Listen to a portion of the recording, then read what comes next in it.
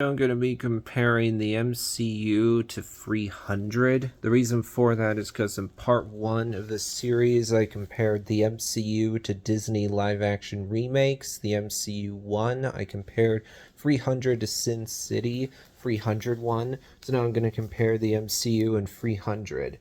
When you look at highest score for each franchise, in the case of the MCU, Black Panther has a 96%. First 300 movie has a 61%. When you look at lowest score, 300 Rise of an Empire has a 45%. The lowest score for the MCU is only 1% higher. It's 46% for Ant-Man the Wasp Quantumania. When you look at average, MCU is an average of 80, 300 is an average of 53. When you look at gap between lowest and highest score, this is the one area where 300 comes up ahead because you have a gap of only 16, whereas when you look at the MCU, you're talking about a gap of 50%, but MCU won 3 rounds, so it's going to win no matter what, and in this case, I'm easily going to choose the MCU because no matter how many problems the franchise might have right now, as much as the system isn't working the way it used to, as much as the excitement overall for the franchise isn't present anymore, there's no denying that what Marvel Studios and Kevin Feige pulled off of the Infinity Saga is incredibly impressive, taking over 20 movies worth of setup and paying that off so well in Endgame, concluding Steve and Tony's journeys in a way that's so satisfying, that felt earned, putting out a movie like Endgame that made bukus of money at the box office and made audiences so happy, that delivered the best fan service ever put on screen. The final hour of Endgame is so memorable, it's so satisfying. For example, when you hear Sam say, "On your left," and then the portals start opening up, and that music from Alan Silvestri kicks in, and then you hear Steve say for the first time, "Avengers assemble," and then you see Steve wield Mjolnir. It just makes you want to stand up and cheer. It's so triumphant. Also, Infinity War is a great movie as well, and that one did an incredible job of pulling together all these different franchises, bringing all these characters together. Was every movie in the Infinity Saga great? No, but you only had just a few misses in there, and even when that happened, it did not detract from the momentum or excitement people felt for the MCU as a whole. You had Iron Man 2, which I would say is a bad movie for the Dark World, which I think is just very bland, generic, and mediocre. Sure, the Incredible Hulk can feel like the black sheep of the franchise because it's so different. Thus, a lot of people don't remember, don't realize the Incredible Hulk is actually in the MCU. I would say Guardians Volume 2 is a big step down from the first film. Captain Marvel, very uneven movie that has some entertainment value to it. But still, people were excited for what we were building to. I've heard some people try to say that there wasn't a focus in phase one, like, oh, you didn't know what we were building up to. It's like, no, that's incorrect because the post-credit scene of Iron Man lets you know right away we're building up to the Avengers. You literally have Samuel L. Jackson's Nick Fury step out and say, I want to talk to you, Tony, about the Avengers initiative. And then there's a post-credit scene in Incredible Hulk that once again makes it clear we're building toward the Avengers. And the big criticism of Iron Man 2 is that it's too much of an Avengers setup movie. Then you get to phase 2, and we're introducing more Infinity Stones, explaining what they are, seeing Thanos just a tad bit, and then in phase 3, it's very clear we're heading towards Thanos and the Infinity War. But after Endgame, when you look at phase 4 of the multiverse saga, we didn't know what we were building up to. It just felt like we were getting a bunch of scattershot projects. They're setting all these different things up. There's all the stuff is set up in the movies, the Disney Plus shows. There's also some specials in there. I Am Groot shorts. So it's just like, wait, how do all these different things connect with each other? Now, 3 months ago at San Diego Comic Con, there was a big announcement about Tony Stark coming back to the MCU to play Doctor Doom. I'm not a fan of that because it immediately makes you go, oh, Doctor Doom is just evil Tony Stark, rather than we're getting Doctor Doom. I think that playing those kind of games is not actually a good thing. And also, by bringing back Robert Downey Jr. and the Russo brothers, that's an admission on the part of Marvel Studios that they have failed to build up talent because they can't bring in new people. They have to go back to the old people. Now, when you look at the 300 movies, I have only seen the first film. I'm a fan of it. I like that it shows you this harsh time period, sticks to an extreme version of masculinity. And also, I think this is a movie that highlights all of Snyder's strengths while his weaknesses are minimized. At this point, everybody knows that Snyder is a visual storyteller. He has images in his head that he wants to put on screen, but he's not as good at writing a script. He's not a strong screenwriter. So when you look at his filmography, in all the cases where he was adapting someone else's work, like a graphic novel, for example, those are the movies that people like more, whereas the movies that Snyder wrote that he has story credit for are generally speaking the ones that are not as well received. When you look at 300, it has a really simple plot, but I think it works in this case. The slow motion, which Snyder is a fan of, actually makes sense in this case where you have these big hero shots. You want to really focus on them, put a spotlight on them.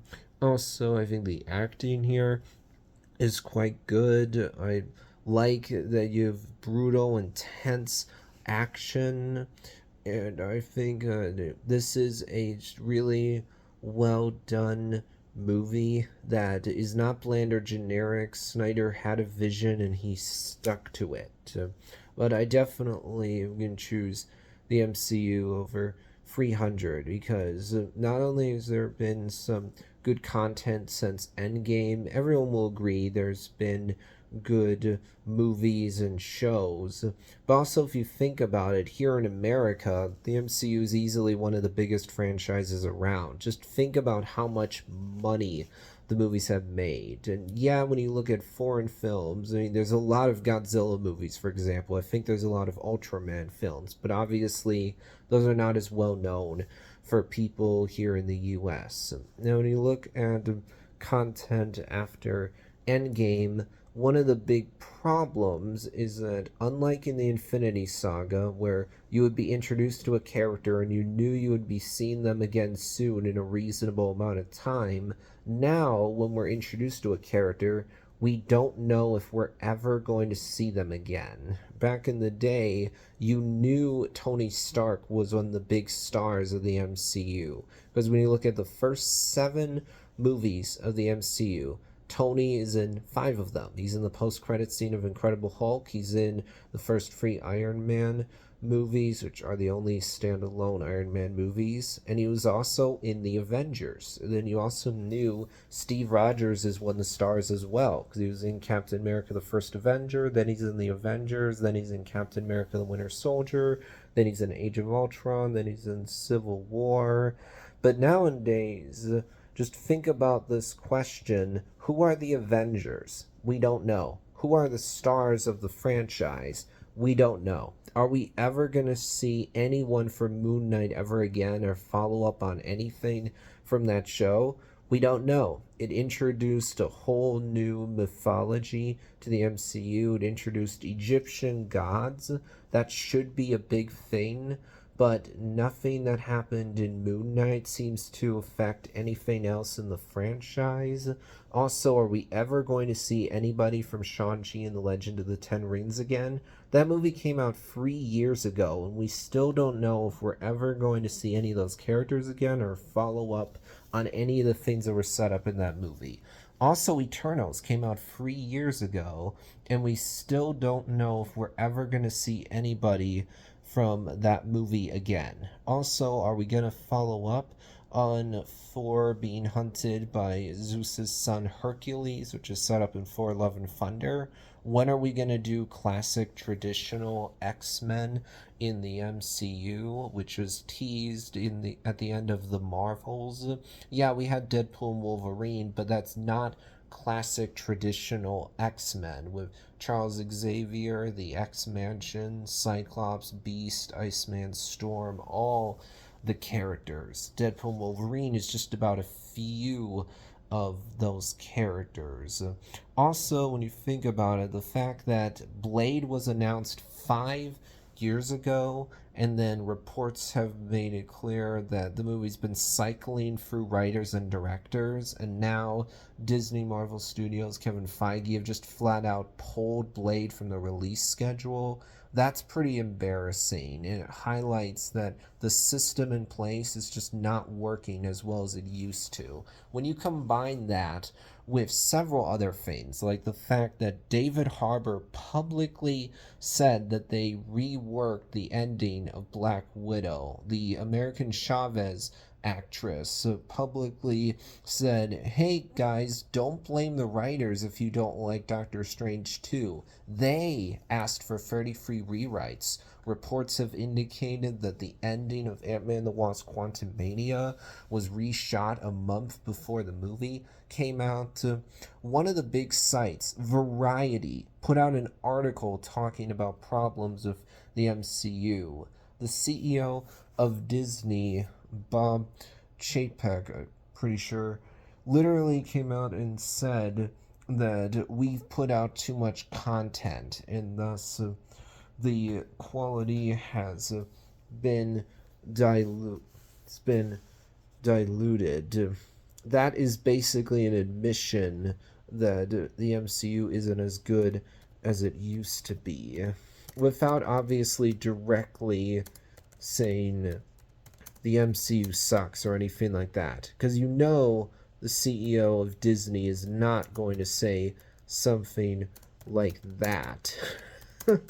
But when you combine that with the fact that Kevin Feige, actually, it was Bob Iger, yeah, who said that we have put out too much content and therefore the quality has suffered. It was 11 months ago, actually, that Bob Iger said this. Combine that with Kevin Feige saying that we're going to decrease the amount of MCU movies and TV shows to 3 movies a year and only 2 TV shows, not 4 movies and 5 TV shows a year, which was the case during Phase 4. Even the people at Disney and Marvel Studios have basically admitted that the MCU isn't as good as it used to be. So, when you just look at the viewership numbers for Marvel Disney Plus shows, you can see the dip, because back in 2021, viewership numbers were really strong, like for WandaVision, Loki. But when you compare that to the viewership numbers that Miss Marvel Secret Invasion got, you can see that people are not as interested in Disney Plus TV shows as they used to be. Also, the fact that not only did Ant-Man and the Wasp Quantumania underperform at the box office, but the Marvels flat out bombed, just tells you that things are not as strong as they used to be. Because back in the day, when an MCU movie came out, you thought, yeah, the movie's gonna make money.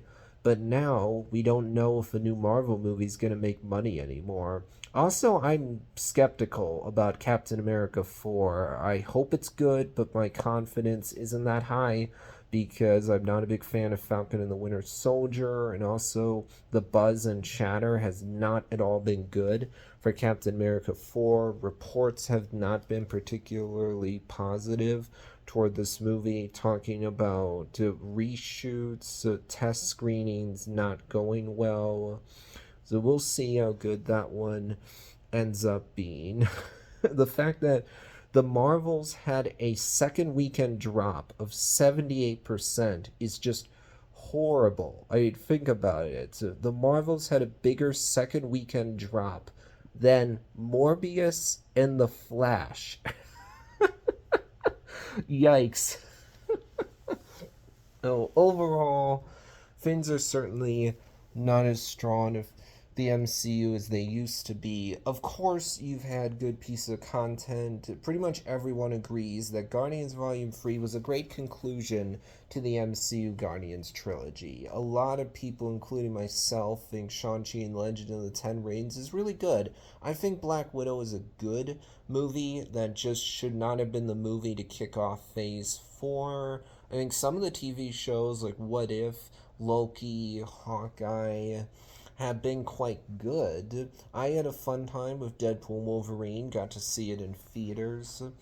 But when you think about it, back during the Infinity Saga, all the different phases were capped off with an Avengers movie. They were capped off with a team up movie. But when you look at Phase 4, we ended the phase with a standalone Black Panther film. And well, Black Widow should not have been the movie to kick off Phase 4. Also, I know that some people really enjoyed Doctor Strange 2, but I would say even those people would agree the movie was not as good as it should have been. Also, considering Ant-Man and the Wasp Quantumania was supposed to be the big kickoff to Phase 5, or big introduction to Kang the Conqueror, it did not do the MCU any favors. It did not get the kind of critical or commercial response that it should have, where the movie did not get very good reviews and underperformed at the box office. It did not build up the excitement the way it should have. It did not make us fear Kane the way it should have. So Phase 5 got off to a bad start. But still, I think the MCU is better than the 300 franchise. They'll wrap things up for this video.